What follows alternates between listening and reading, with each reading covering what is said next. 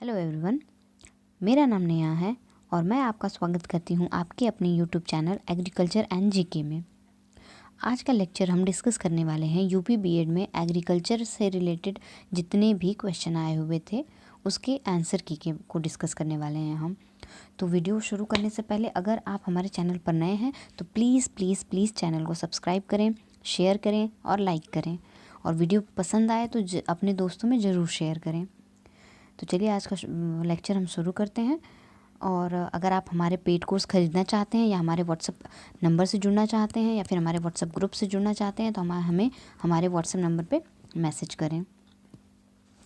तो आज का पहला क्वेश्चन है कि जो यूपी बीएड में 2020 में जो कि हमारा एग्ज़ाम हुआ था, हमारे पिछले साल का जो 9 अगस्त 2020 को एग्ज़ाम हुआ था यूपी बीएड का, उसमें जो है कि एग्रीकल्चर से रिलेटेड एग्रीकल्चर सब्जेक्ट से जो क्वेश्चन आए हुए थे वो हम आज डिस्कस करेंगे।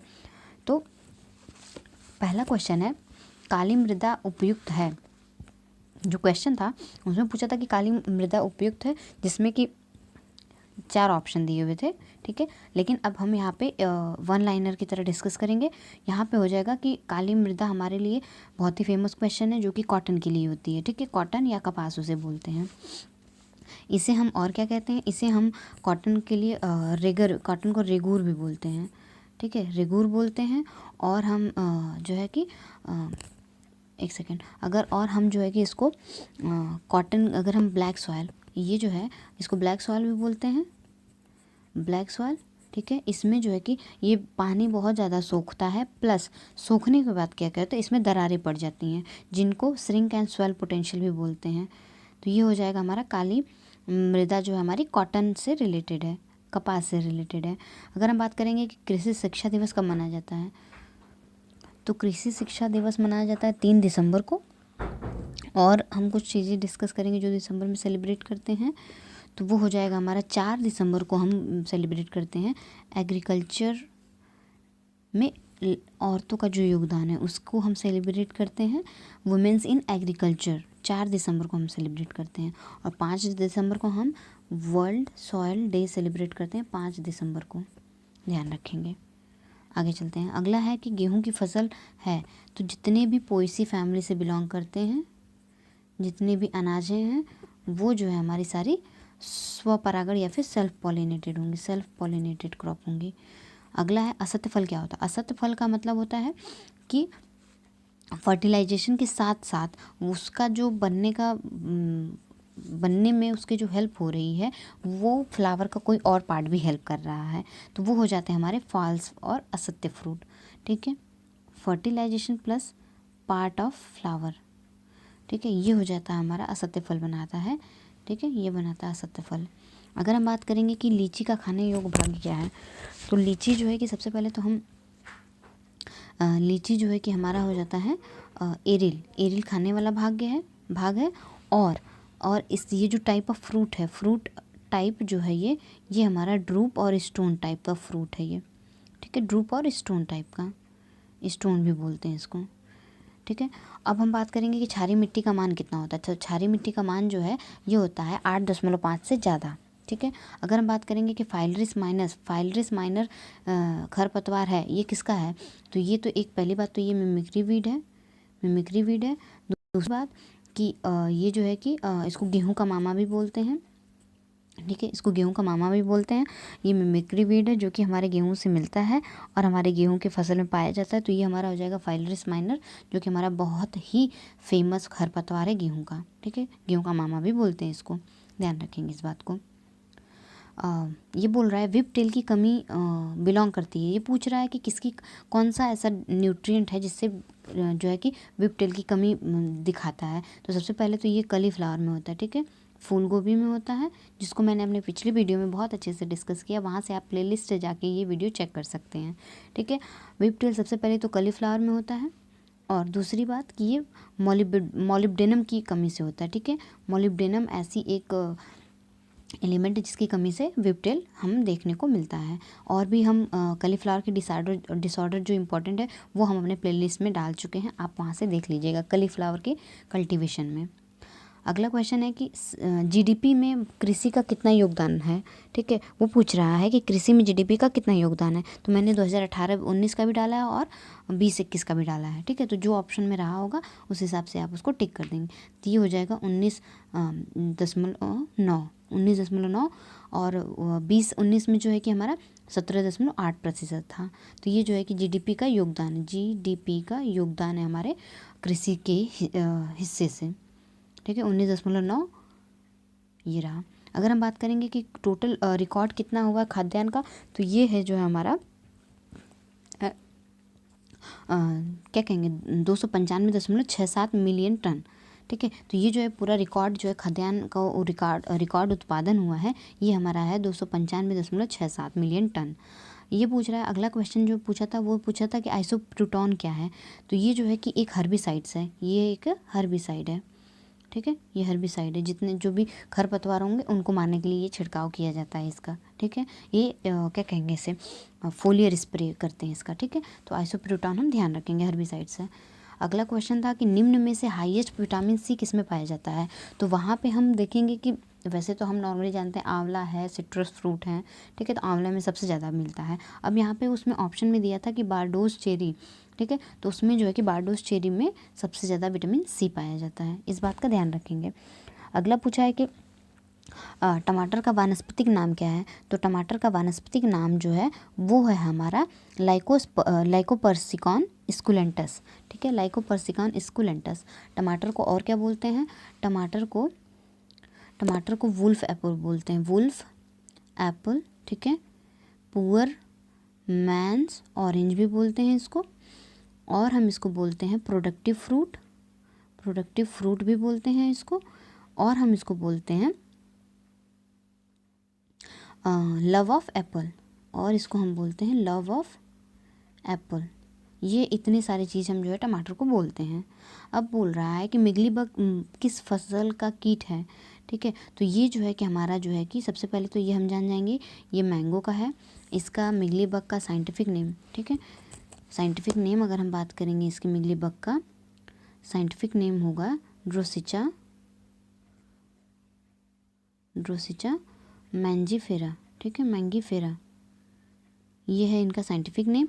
और डैमेजिंग स्टेज की बात करेंगे तो डैमेजिंग में निम्फ और एडल्ट फीमेल इसका जो है कि डैमेज करते हैं, इस बात का ध्यान रखेंगे। ठीक है, डैमेजिंग स्टेज जो है, just a second, damaging stage जो है वो हमारा कॉज करते हैं निम्फ प्लस फीमेल एडल्ट। ठीक है, एडल्ट फीमेल कॉज करते हैं, डैमेज करते हैं। ठीक है, और इसको हम वो करने के लिए इससे बचाने के लिए आम को क्या करेंगे कि जहाँ पे हम आम का खेत लगा है जहाँ पे, तो वहाँ पे टिलेज करेंगे। अभी इसमें पूछ रहा है कि पायरेला परपुसिल्ला पेस्ट किस फसल का में लगता है। तो पायरेला परपुसिल्ला जो है कि ये हमारा गन्ने का बहुत ही फेमस रोग है। ठीक है, जो गन्ने को पूरी तरीके से बर्बाद कर देता है। तो पायरेला परपुसिल्ला हमारा गन्ने का रोग है। अगला है कि वायुमंडल नाइट्रोजन की फिक्सेशन होता है।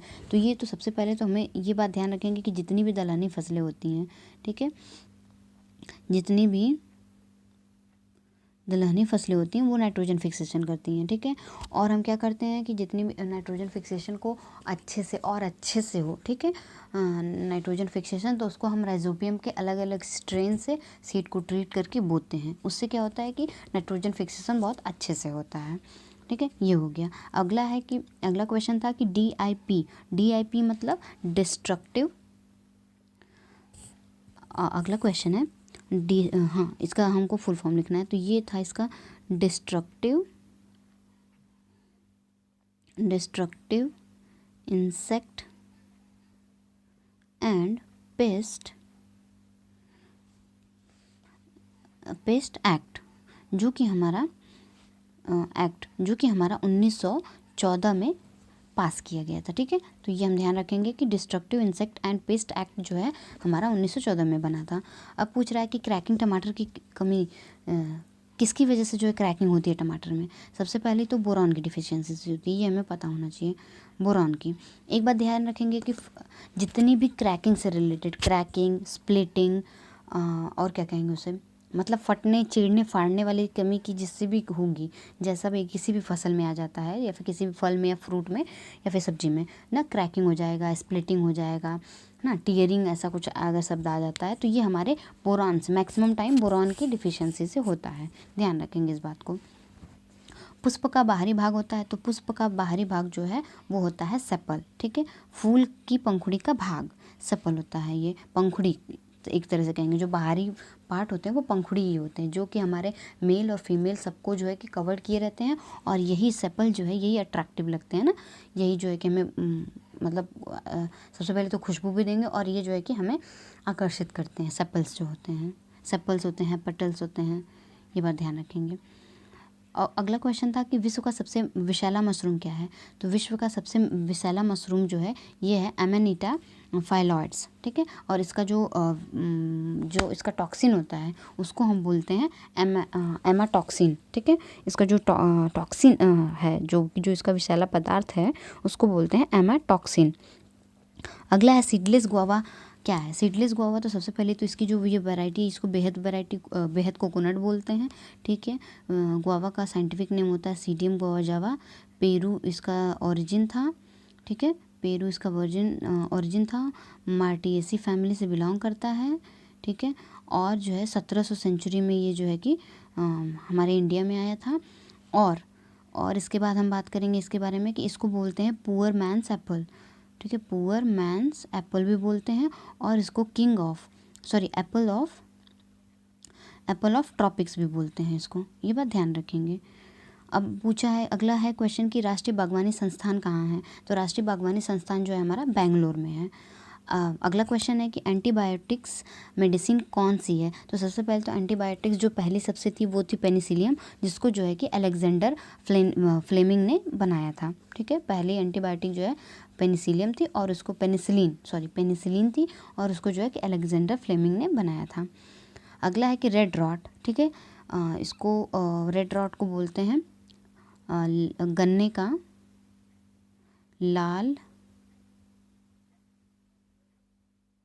लाल सड़न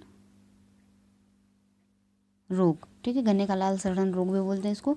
और इसकी बीमारी से होती है, किसकी बीमारी से होती है, तो ये होता है फंजाई की वजह से। जो फंजाई का नाम है वो है कोलेट्रोट्राइकम फल्कैटम इसका नाम है। और इसका जो perfect stage in this means ये जो डेट्रोमाइकोटिना का से बिलोंग करती हैं, और इनकी perfect stage I mean to say sexual stage इनकी जो है कि ग्लोमेरुला है, ठीक है, ग्लोमेरुला, ये जो है कि इनकी परफेक्ट स्टेज हो जाएंगी। परफेक्ट मतलब सेक्सुअल स्टेज इनकी फाइंड कर ली गई है, तो ये हो जाएगा ग्लोमेरुला। तो अगला क्वेश्चन है कि सीढ़ीनुमा खेती क्यों की जाती है। सीढ़ीनुमा खेती इसलिए की जाती है ताकि हमारे सॉइल इरोजन को बचाया जा सके, और वहाँ पे जैसे पहाड़ी क्षेत्रों में खेती अच्छे से की जा सके, ठीक है। अगला है कि सबसे कम पानी की खपत किस सिंचाई में होती है, तो ये होता है, सबको पता है, ड्रिप इरिगेशन में, जिसको टपकाव सिंचाई भी बोलते हैं, ठीक है। ड्रिप इरिगेशन जिसको टपकाव सिंचाई भी बोलते हैं, जस्ट अ सेकेंड, इसको बोलते हैं टपका सिंचाई भी बोलते हैं, ठीक है, जिसमें मैक्सिमम वाटर कंजर्वेशन होता है ड्रिप इरिगेशन में। आगे चलते हैं। अगला है फाउंडेशन सीड प्राप्त होता है। फाउंडेशन सीड कहाँ से प्राप्त होता है, फाउंडेशन सीड जो है हमारा प्राप्त होता है ब्रीडर सीड से, ठीक है। अगर पूछ देता है कि फाउंडेशन का कलर कौन सा था फाउंडेशन सीड का, तो ये होता है वाइट कलर, ठीक है, वाइट कलर होता है, ध्यान रखेंगे। अगला क्वेश्चन है कि जीके से रिलेटेड है, किसानों की आय दुगनी कब होगी, तो ये जो है कि एजेंडा बनाया गया है कि 2022 तक जो है किसानों की आय को दुगनी कर देनी है, 2022 तक, ठीक है। ये जो है कि हमारा एजेंडा बना, देखिए कब तक होता है।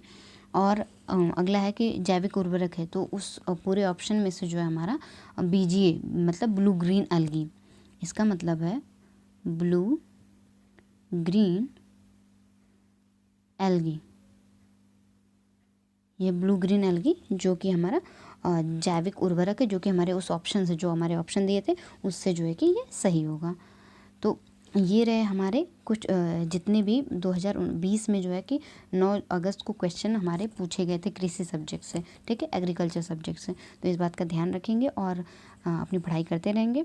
कुछ और ज़रूरत हो तो हमें बताइए, हमें कमेंट करिए। और वीडियो अच्छी लगी हो, अगर हमारा हमारा साथ अच्छा लगा हो तो हमें लाइक करें, शेयर करें, सब्सक्राइब करें। Thank you so much. और अगर आप हमारे और मीडिया से जुड़ना चाहते हैं, सोशल मीडिया से, तो आप हमारे Telegram channel agriculture and GK पे जा सकते हैं, हमें वहाँ ज्वाइन कर सकते हैं। हमारे व्हाट्सएप नंबर पे आपको जुड़ना ही जुड़ना है, और हमारे यूट्यूब चैनल पे आपको लाइक करना है, शेयर करना और सब्सक्राइब ज़रूर से ज़रूर करना है। Thank you so much.